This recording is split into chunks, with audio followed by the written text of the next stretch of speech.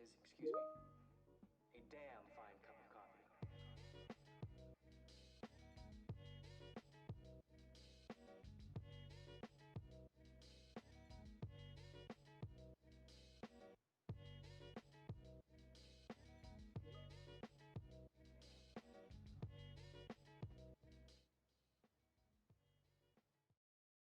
Good morning, everybody, and welcome to Code Gen 2021. Can you believe it is 2021 already? 2020 is behind us. So, a very good morning to you all. I am not going to try any Italian today because I will end up speaking Spanish and then no one will understand anybody.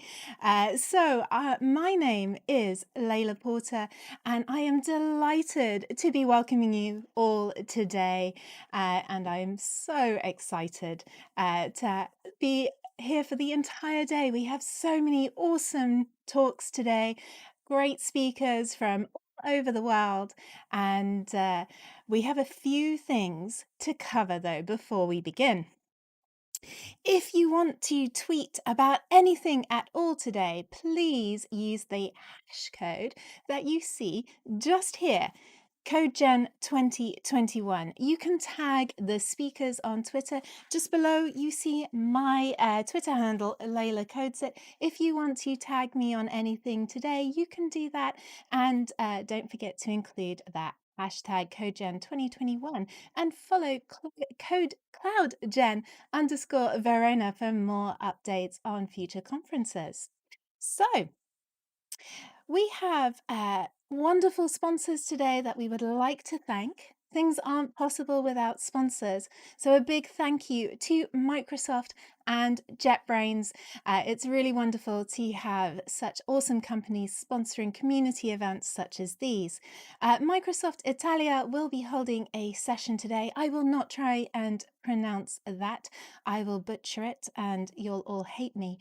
But at the end of the session, there will be a raffle. So make sure you go and attend that session and hopefully you might win a prize.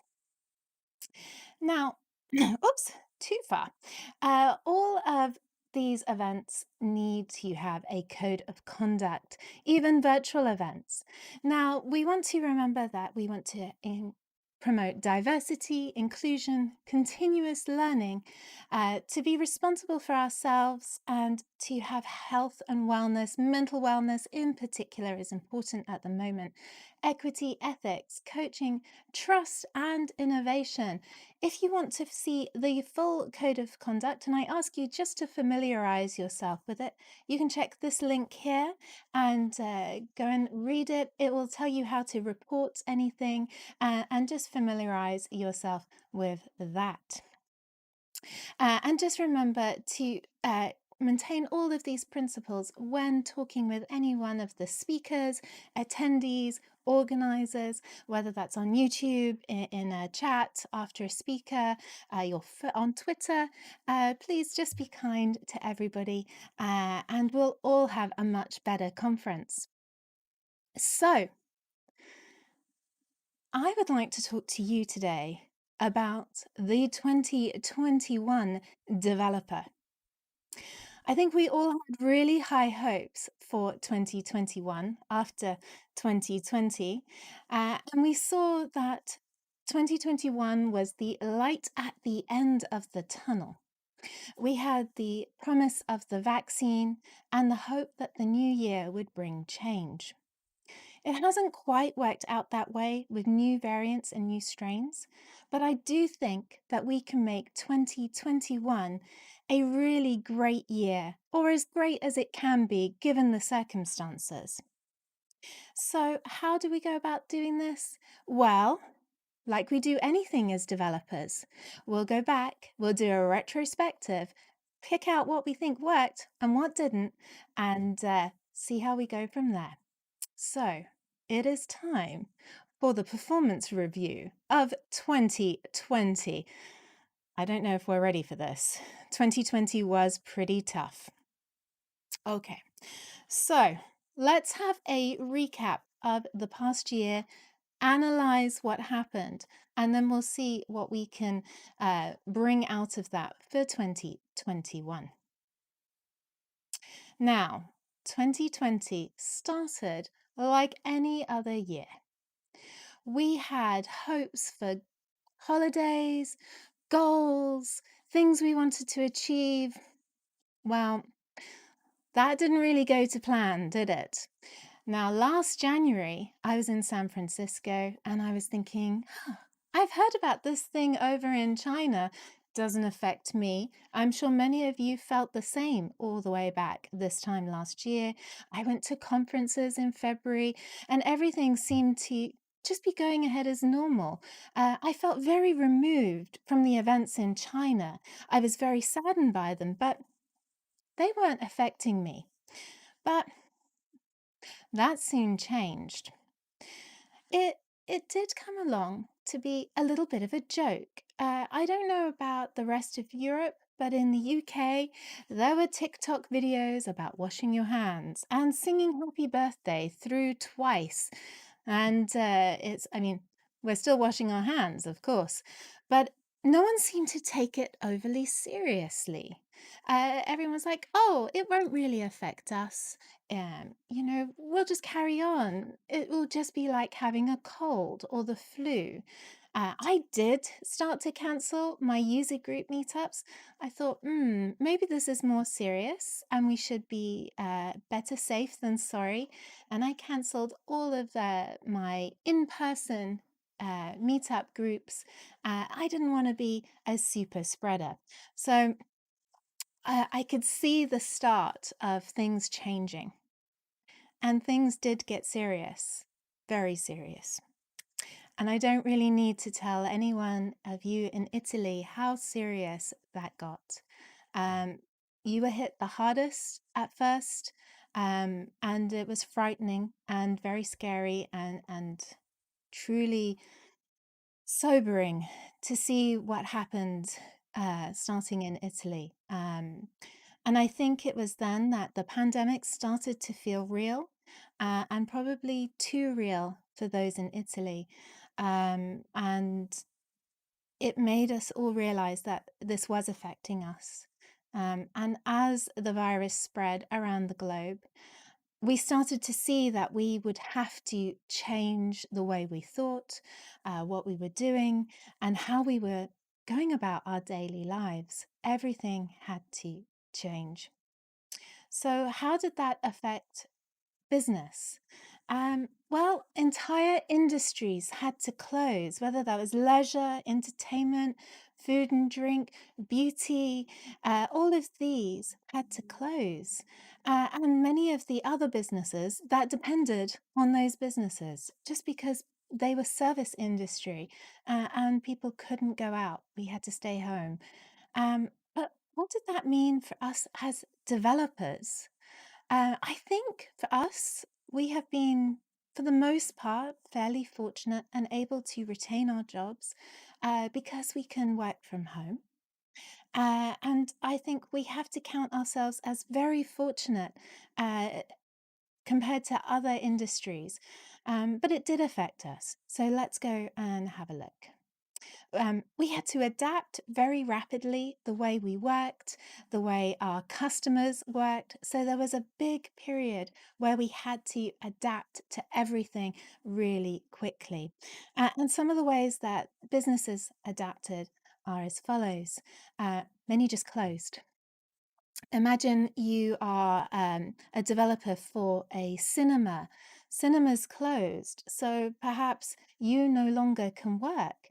There's no need for new features or management of the cinema because it's closed now.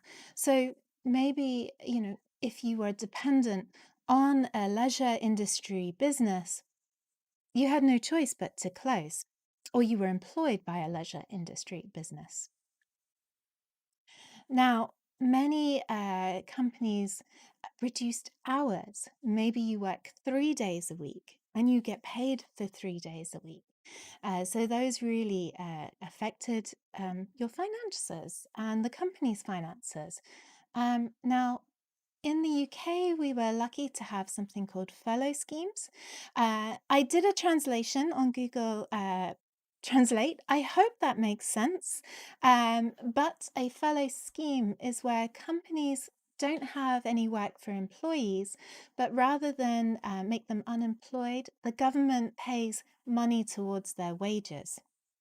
Now, in the UK, for many developers last summer, and many people, not just developers, this actually was like a holiday, and they didn't take coronavirus very seriously. They were getting paid to sit in the sun.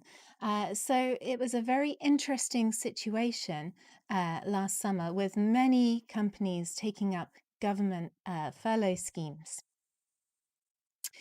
So, as a software developer, generally we can work from anywhere, and that meant going home.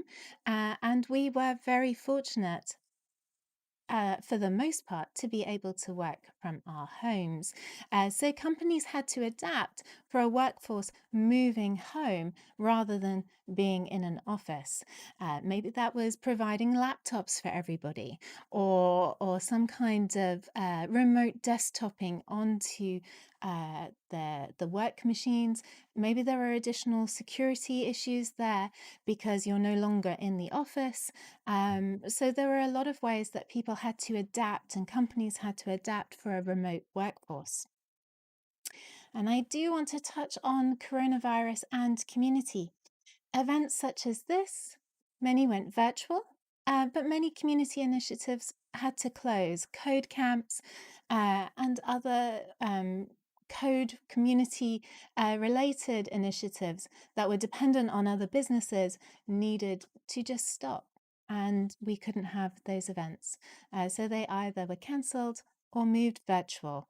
And I'm really pleased that so many have moved virtual and like we are today. So let's think a little bit more about coronavirus and us as developers. How did it affect us particularly?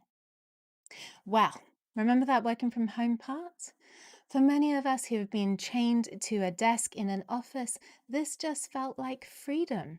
We could be at home and we could work in bed or from the sofa, in the garden, on the balcony, or even sat on the floor in the corner, wherever you wanted, however you wanted, in your pajamas if you so wish.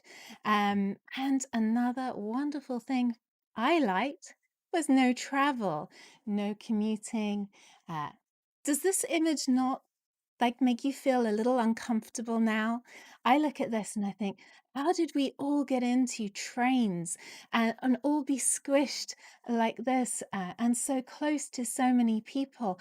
I can't imagine that now after a year of, not seeing anyone really other than my partner and my dogs.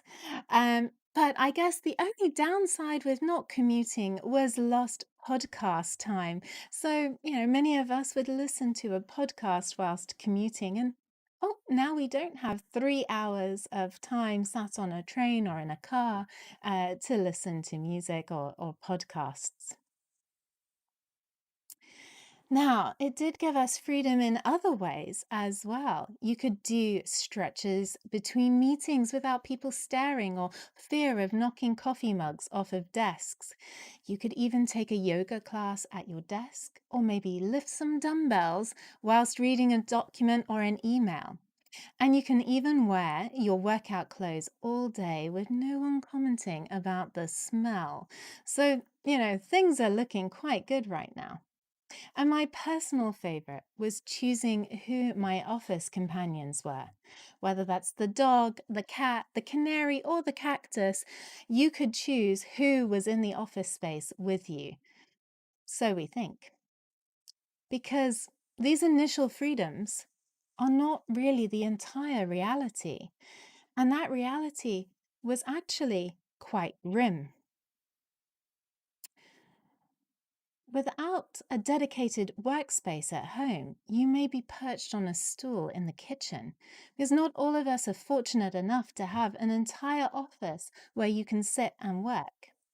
Maybe you don't have external monitors and you're confined to just a laptop. I mean, these things pose problems for your physical wellness. Maybe you've developed neck problems, back problems from sitting on a bad chair. And there are other factors as well. Maybe your partner or your housemate is also working from home. Where do you share the space? Do you both sit at the kitchen table? Do you both go on video calls? Do you schedule the video calls around your housemate and your work colleagues and their housemates and partners? It all gets quite difficult and quite stressful trying to work in smaller spaces. And maybe things such as your internet just aren't that good either. So you'll be dropping out or downloading files or whatever you need, downloading libraries. Takes far longer than it should. And all of these can lead to frustrations. Now, some companies were really good and they gave out stipend or a big wad of cash, basically, so that employees could fit out a home office, maybe a desk, a proper chair, external monitors. But you still need space for that. Maybe you are in an apartment or a studio apartment and you don't have anywhere for a dedicated office space. So all the money in the world can't help you fit a desk and a chair in the corner of your kitchen. Now, this may ring true for a lot of you. The children are home from school. And now, not only are you working from home, uh, everything has changed, additional stress, but maybe you're now having to educate your children or care for younger children that need constant supervision. And now you have to try and struggle the demands of work with the demands of a family. My best friend, she is a single mother, and she really struggled to be at work and care for her 9-year-old son. How does she manage with him saying, "Mummy, Mummy, Mummy, can you help me with my Zoom call and my mathematics?" while she's trying to deal with clients and make sure that her work is continuing so that she can continue to earn money and put food on the table. Now, she took advantage of the furlough schemes and had 2 days off a week and worked 3 days, and that worked for her, but that came at a cost of less salary. So there are balances to be made, and we need to be aware of these, which I'm sure most of you are already. So this brings us to the work-life balance. There's no longer this clear divide between office and home. And how do we deal with this? How do you shut off your brain from work at the end of the day and then go into your home life? Now, I know that some people made a point of getting up, getting dressed, leaving the house, walking around the block, and then coming back in and setting down to work. They would do the same at the end of the day. They would get up, close the computer, and leave the house, walk around, and come back in. That worked for some people. Some people got dressed in their work clothes. Uh, Lots of people had different ways. Some people lock their computers in a cupboard away from them. But then many of you might be like this. You find that your workday has merged into your whole life. It is just one big work day with no end, no beginning, kind of like the weeks and the months at the moment, and everything is just work. And I kind of got into this state where I was working in the morning, and then because I have American colleagues, I'd be working into the evening, checking Slack, hopping on a video call. And I felt that I was stuck between always working and not working enough. I felt like my productivity had gone down. And with that, your job satisfaction goes down. How many of you have felt like that? That you're just working all the time, but your output isn't as good as when you had that clear divide? Now, we can't talk about the past year without addressing meetings. Zoom fatigue is a very real thing, and I admire you all getting up on a Saturday morning to hop on what is effectively another video conference. Um, it just seemed that the past year has been endless video calls, from daily stand up in the morning to a quick chat about a feature to random agendaless meetings shoehorned into that 30 minutes you set aside for lunch. Losing control of your calendar can lead to a feeling of helplessness and stress. You don't feel like you're in control of your time, and you feel like you need to be always available because you're at home. You are always available. And the problems with video conferences is that there aren't any of the normal social cues. Everything is coming in the same place through your headphones or the computer speakers. You don't have audio cues of someone sitting there and someone sitting there, and it makes it much harder to determine the flow of the conversation. And with video lag, you may be talking over each other because you don't have that audio cue and the sort of body language where you see someone take a breath to start to talk, and they are delayed as well. So there comes this frustration that you're always talking over each other, and it's so difficult just to have a normal conversation. And let's not forget, you're on mute. You're on mute. No, no, down there. Mute. No, no. Can you mute? It's very difficult with all of this. So another thing that may be coming out of this is finding employment. Now, there's a lot of positives about the remote situation that come with finding a new job.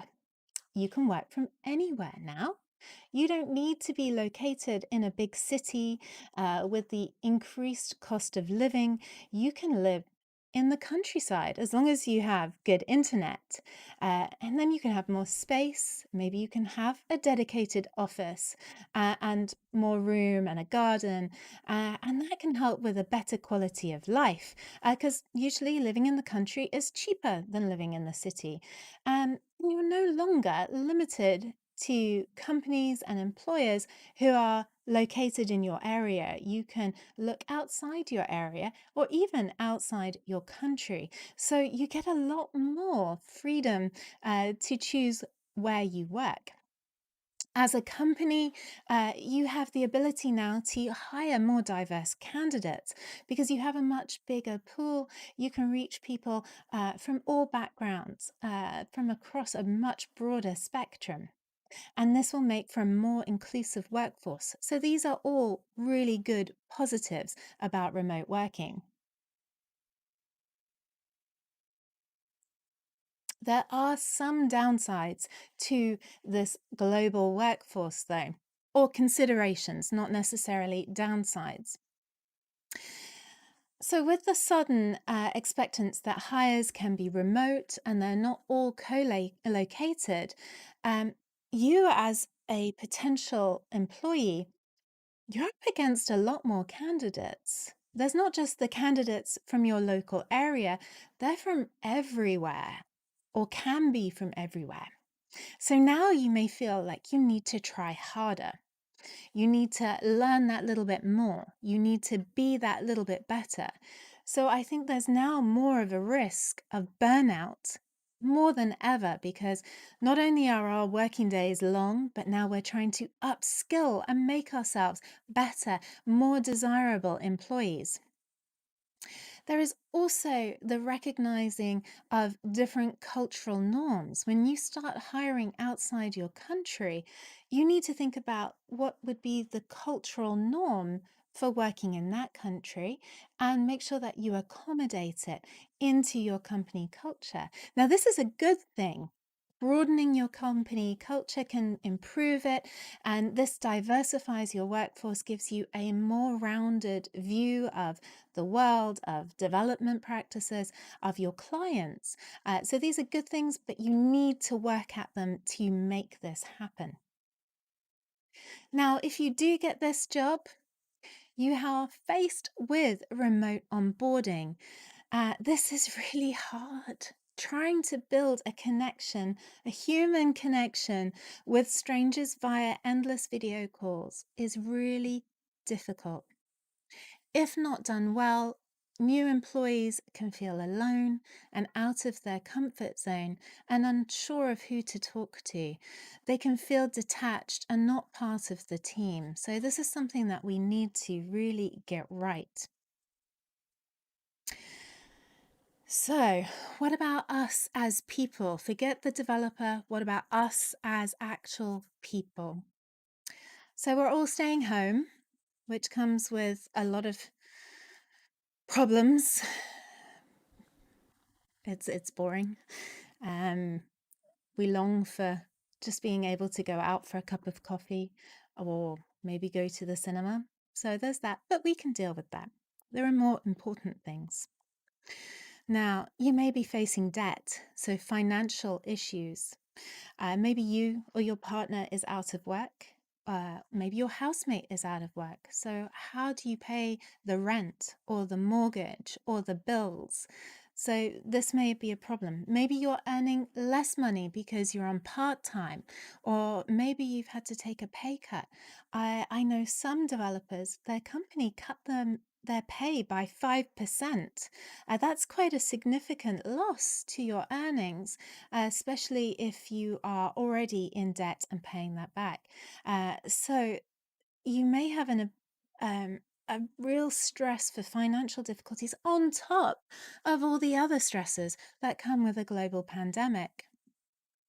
Ability to get another job may be diminished because it may be an industry dependent job. Perhaps your housemate works in the food and drink industry, and now they can't get another job in that industry because it's closed. So they're looking at new industries. Maybe they don't pay as well. Demand has gone through the roof for jobs in these other industries that are still going. So it's harder to get a job. So this is a very real thing at the moment. Boredom. Who feels they've watched the internet? Who's watched all of Netflix? Who's watched all of Amazon Prime? Me. I've read all the books I want to read.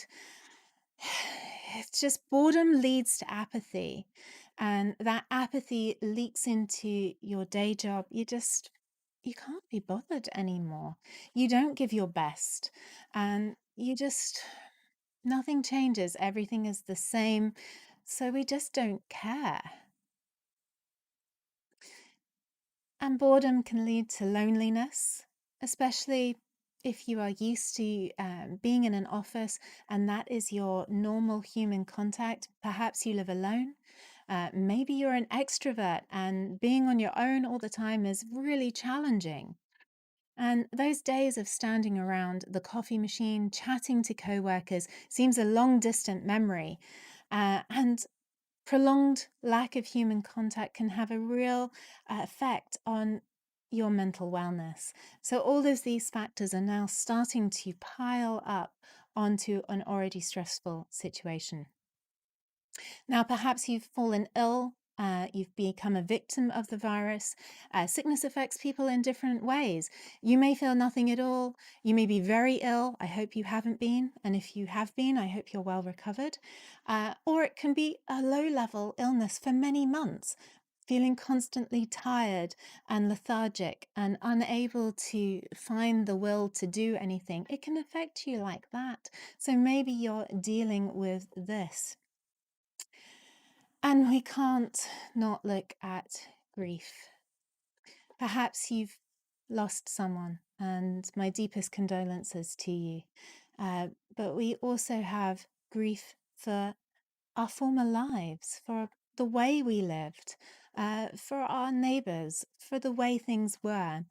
Grief comes in many different ways, and we do need to acknowledge that we are probably all feeling some form of grief.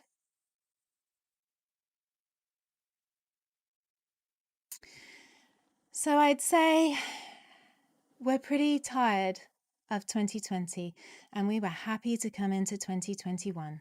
It was good riddance to that year. But how can we make sure that 2021 isn't just a repeat of 2020? Well, we are developers. We are analytical and logical by nature, for the most part anyway, and we are used to running retrospectives and having performance reviews. So now we know roughly how 2020 went. It's time to see what we can start, stop, and continue. Who's used this type of retrospective? I like it. I think it's a really good way of analyzing your own performance, the performance of a project, or your fortnightly sprint. You can use it in any way. So we're going to do that for 2020 now. So I did speak to a lot of people. I canvassed a lot of people on Twitter. I looked on social media. I read a lot of blogs. I spoke to people. So a lot of their ideas have helped me form the stop, start, and continue. So a big thank you to all of those people. And let's start with meetings without an agenda. Why do we need an agenda? Well, an agenda indicates what will be done at that meeting. It makes sure that the meeting stays on track and that everyone knows what's happening and is going to happen next. Without an agenda, a meeting can rapidly descend into chaos, and you may not complete all of that important business that you needed to get done, which may lead to more meetings, and we do not need any more meetings. If you give an agenda to someone, they may decide, actually, I have nothing to offer to this meeting, so I don't need to attend. And having an agenda is more inclusive to different personality types. Introverts respond better to meetings that they have prepared for. Agenda may lead to the meeting being async instead of an email. How wonderful would that be? Which leads me to my next point. Meetings that could have been an email. I'm sure that's familiar to all of you. So let's think about when we've written our agenda. Could this meeting now be asynchronous? You know what the agenda is. Do you need people live in person? Maybe you do. And if you do you need everyone present? Look down through your list. Do you need everyone on that list? Could some of those people be optional attendees? Let them decide if they're interested in the agenda, they can come along. If not, they can get on with other important work. Leave it up to them. So, also, you want to see, do you need 45 minutes? Could it be 20 minutes? Now you've got your agenda, there's only 5 points. We don't need an hour. We can make this much shorter. Give people back their time. Time is the most valuable commodity anyone can give you. Value it, treasure it. Now, being hard on yourself. We are always our own worst critic.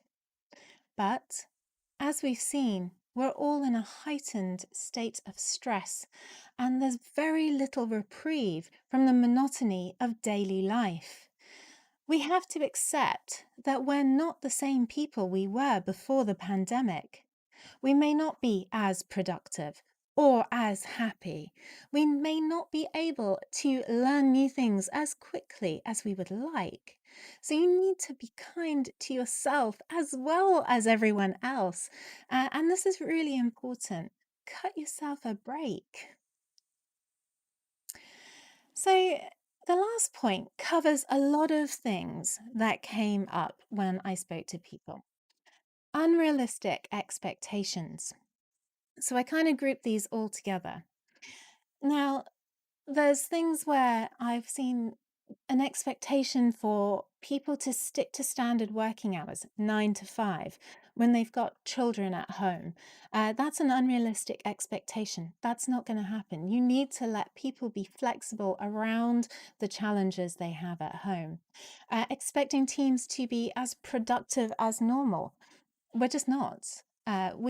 We're not sitting all in a room together all the time where we can quickly parry ideas around. We're just not there. A lot of people are saddened to see for planning after the pandemic. We don't know when that is. People are putting in hard dates. July, we'll be back in the office. This causes undue stress. People are like, but what if we're not ready? It's better just to leave it open and we'll deal with it when we get to it. And a lot of companies are saying, well, we'll just go straight back to the office. And people are reticent just to go back to the way things were because there's things that we can do better. We've learned from 2020 that things can be better. And a lot of people are saddened to see job adverts that say remote until. This is doing yourself a disservice. If you keep your job remote, remember you have that big pool of candidates from much further away than your local area. So, you could be hiring an awesome, great, diverse talent if you keep your jobs remote. So, what should we continue? Well, after all of that, I think we need to think about continuing flexible working. I think the sweet spot is supporting both remote working and office once we're able, obviously, and keeping those flexible working hours. So, all of these enable people better control of their work life balance, which leads to less stress, better wellness, and generally a happier, more productive workforce.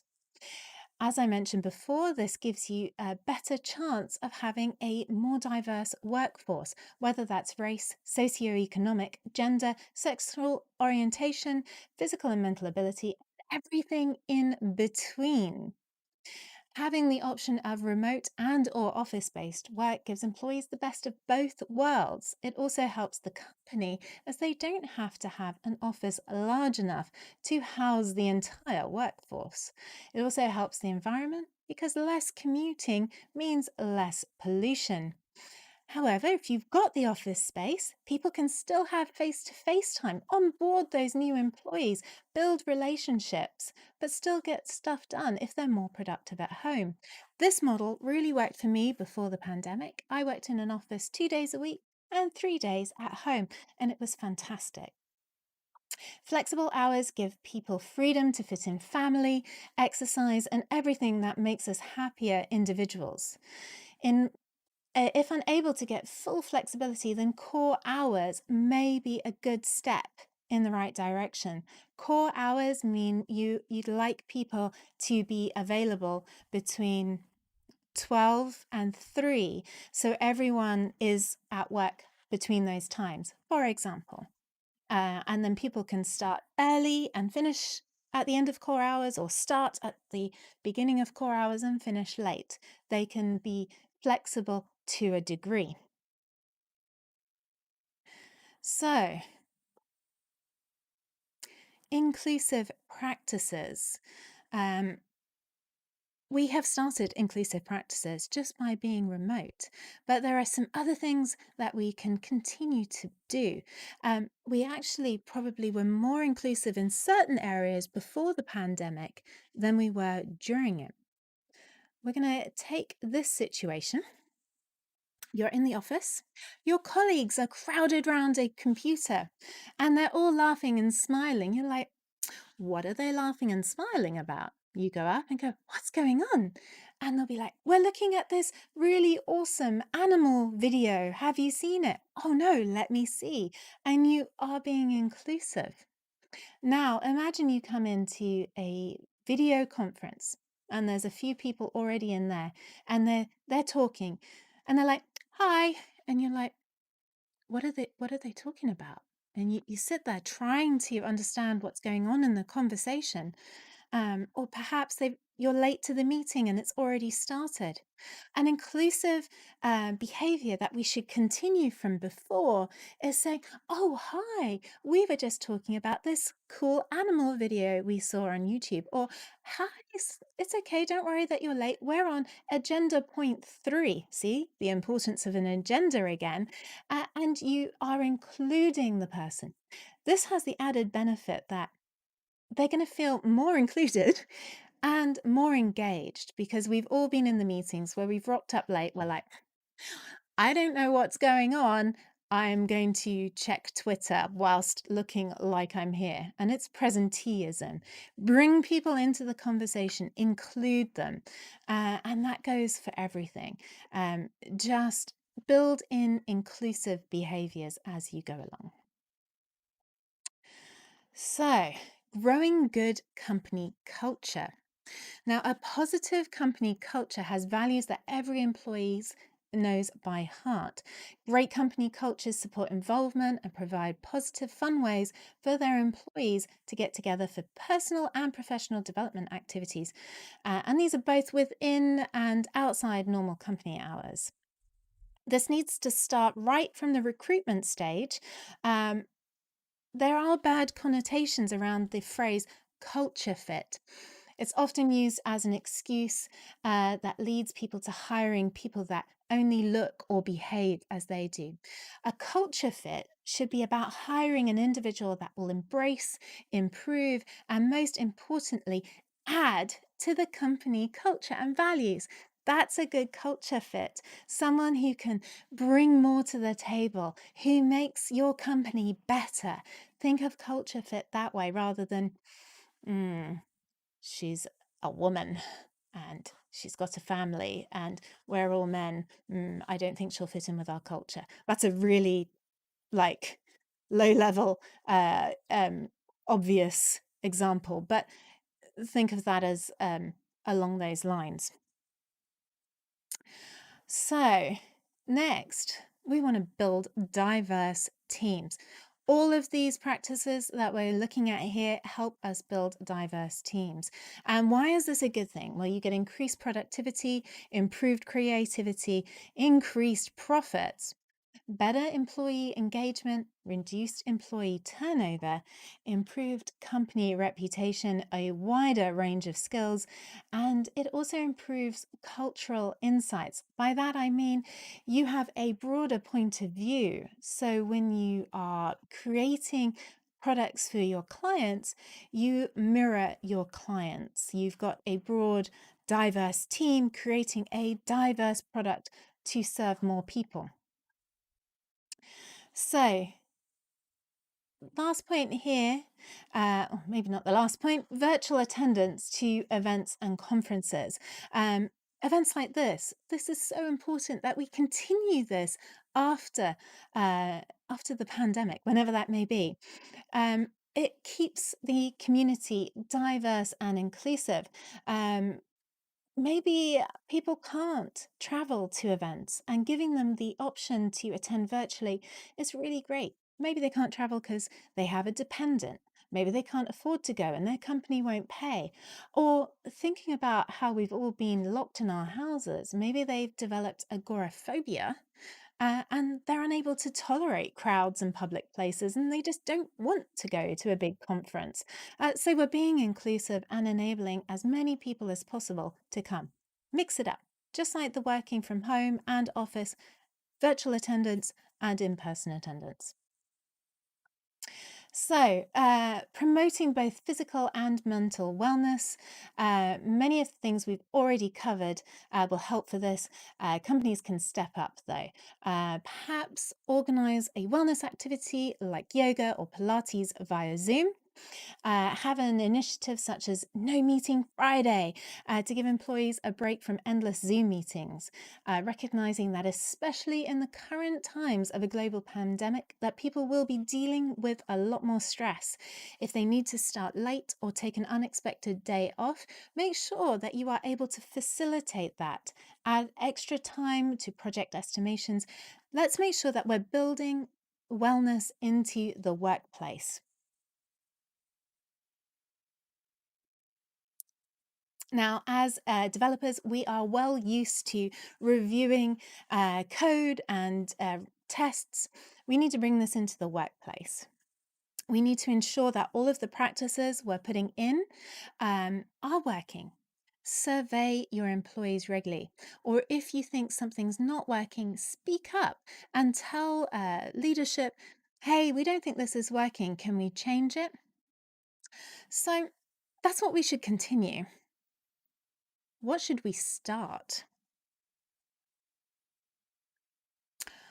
Well, I think the biggest one here is respecting working hours, most importantly, yours. And there are some really great tools that enable you to do this. I use something called Reclaim AI. It's free. And basically, um, you connect your calendars and you state a calendar that you want to defend. And you can see in this picture here, this is the work calendar, and the other one is my personal calendar, for example. And it starts putting, you see this top one here, that's what Reclaim AI has put. That's my doctor's appointment. So no one can book an appointment over there. You can also tell it to book you lunches, morning and evening breaks. You can do all sorts of things. So I definitely recommend having a look at reclaim.ai and sorting your calendar out. You'll feel so much happier for it. So, as I mentioned before, a meeting free day is a really good idea. It makes people feel more productive. They have a whole day where they know they're not going to get interrupted. They can just knuckle down, get stuck into code, and be productive. It helps alleviate some of that Zoom fatigue, and it also breaks up the monotony of the working week.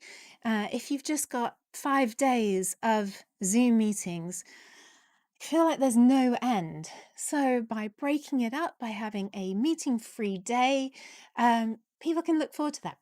Wednesday, I've got no meetings on Wednesday. I'm going to do all of that code then, or I'm going to schedule everything for that day to get done.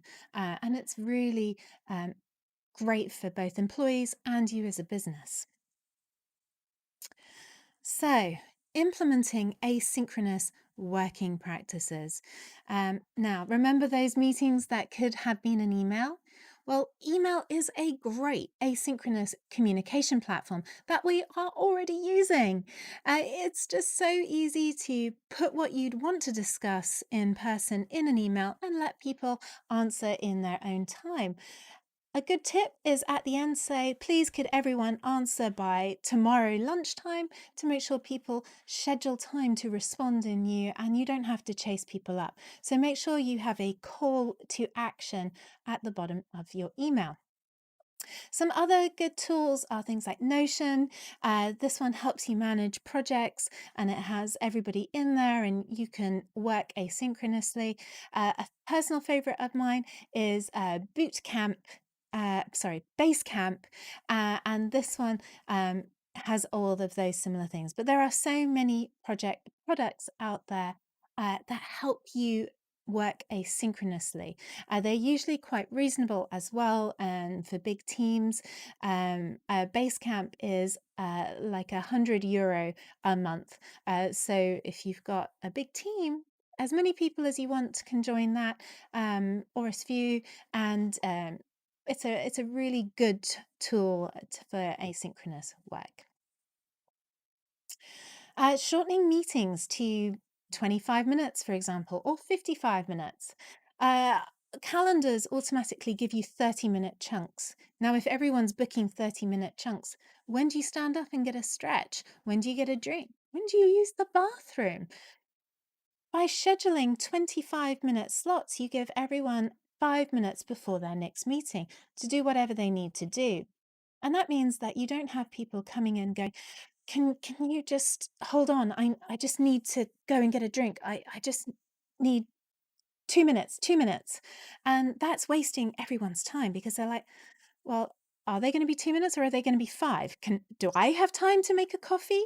But by scheduling 5 minute slots into your working day, you're enabling people to actually have a break. Even just 5 minutes makes a big difference. And it does alleviate some of that Zoom fatigue as well. So, remote team building exercises. I know you're all rolling your eyes right now. These can actually be really good fun. So, I've done New York Pizza School twice. I did it once in New York, which was great, but I've done it virtually as well. And this is great because you can bring in your housemate, your children, everyone can get together, make pizza over Zoom and have some fun and laugh and share some food together. There are other things such as virtual escape rooms. So this is a great one. You could do this in your working day and it makes all the team start to work together. Now, devising better onboarding experiences. This is a hard one. Things like those escape rooms might be a good idea, but let's have a little think. Schedule some time for them to meet the team, not in a team meeting where you're discussing the retro or the backlog or whatever, but just to talk to each other, find out a little bit about each other. Schedule one-to-one meetings. Assign a buddy, that one person that would be the equivalent of their desk mate, so they can go, how do I do this? Um, how do I get on the VPN? They can just ask those simple little questions of them. Make sure you have clear process so that you know what you're expecting of your new employee and the new employee knows what to is expected of them. Manager availability, make sure that they get time to ask their manager things, that they just know that they can talk to their manager. Pair programming is another great way of bringing a new employee up to speed. They can form a bond with that person they're pair programming with, learn the code base, another great tool when onboarding, and regular check ins to make sure that they're doing okay. And above all, write it down. Make sure that they know where they can go and find all the answers. So, good documentation both for your code and your work processes. So, you're not relying on tribe knowledge. So, just knowledge in here is really key. So, seizing new opportunities as more companies become remote friendly, but only if it's right for you. So make sure that you feel safe and secure enough to go for a new job, that time zones work for you, that the new company has good company culture and you want to go. But it is a good time to look at maybe moving towards your dream job without moving house and explore new communities such as Twitch. There's a lot of online communities out there. I'm a member of the Live Coders, along with Jeff Fritz, who's on later, and possibly some of the speakers today. So we're a community that codes in public on Twitch, all languages, all levels. So you can come and find us. But anytime you go onto the science and technology group on Twitch, you will find maybe some ducks, but you will find a lot of programmers in different languages as well. So I think there was at the bottom here, there was someone learning code in Italian there. So there's always something to have a look at. So let's just have a recap. We're going to stop meetings without an agenda, meetings that could have been an email, being hard on yourself. Remember, be kind, and unrealistic expectations. We need to continue flexible working, inclusive practices, growing good company culture, building diverse teams, virtual events and conferences, physical and mental wellness. Remember, build it into the workday and reviewing current processes. And then finally, we want to start respecting working hours more and maybe consider a meeting-free day, asynchronous working practices such as email, shorten those meetings, remote team building exercises, better onboarding and seizing new opportunities. And don't forget, exploring new communities. Now, with all of these things in place, you're going to have a happier workforce, better able to cope with job pressure because you're not so stressed. You'll be more creative, more innovative, more productive, yay, more productive, and have a better work-life balance. These are great for you as an individual and they're great for the company as well. If we start to put all of this into play, our 2021 can be really great, as good as it can be. I know it's still going to be hard, but we can really start working towards the best year possible. So maybe you should do your own stop, start, continue review on your year and see what you should stop, start, and continue. And this will be really great for you, your teammates, your employees, your family, your clients. Everybody wins with this. So with that, I'd like to say thank you. You can find me on Twitter and Twitch as Layla Codeset, but you're not done with me yet, or I'm not done with you. I am on the board of directors at the .NET Foundation. So I just want to spend a few moments telling you about the .NET Foundation. Hopefully you've all heard of it. Um, but, but you might be wondering, what does it do? Well, we are working towards making a much better .NET ecosystem for open source and community.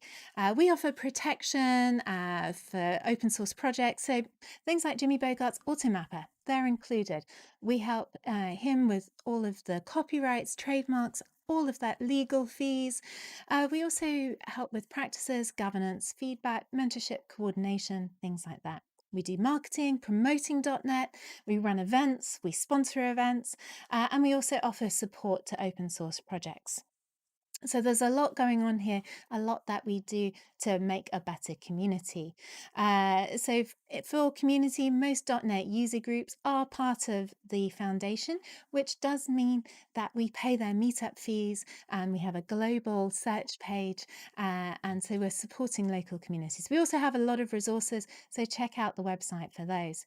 If you want to join, you can help make decisions, you can submit proposals, you can even run and vote to be on the board of directors. So you come and take my place when I get kicked out at the end in July. That's when the board gets swapped over, or half the board. So if you want to become a member or find out more, you can go to this URL here.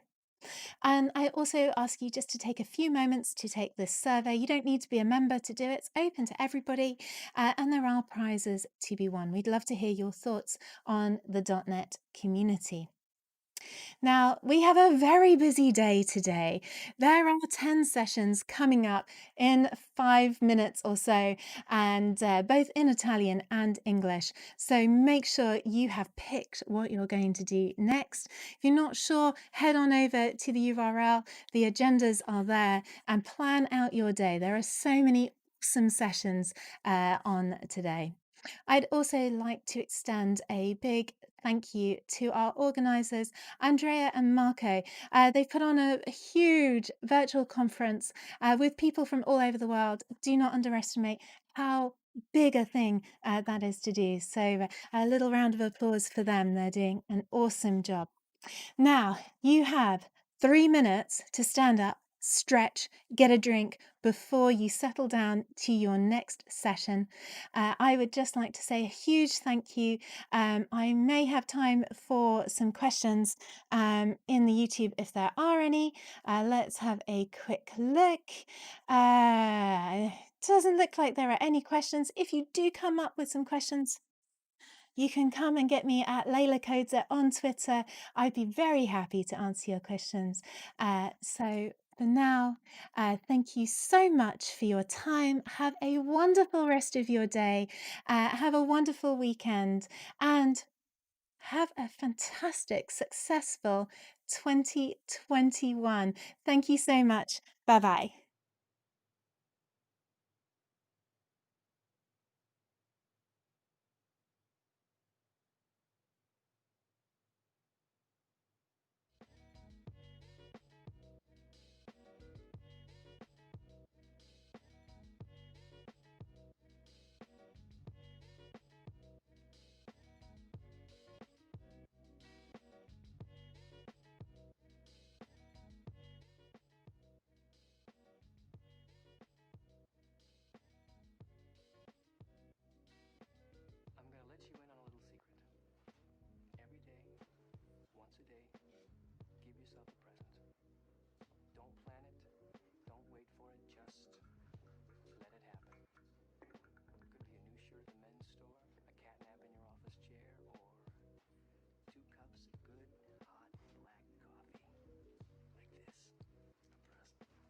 over the world, and